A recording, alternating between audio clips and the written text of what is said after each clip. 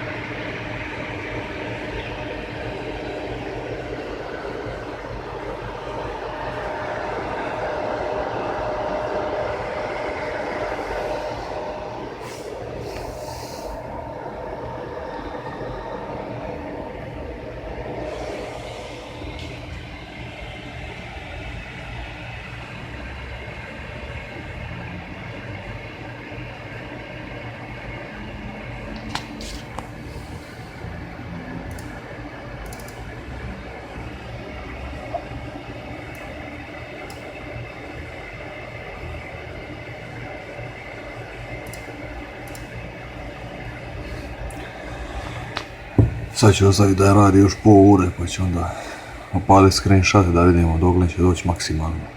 Eto ga, pozdrav.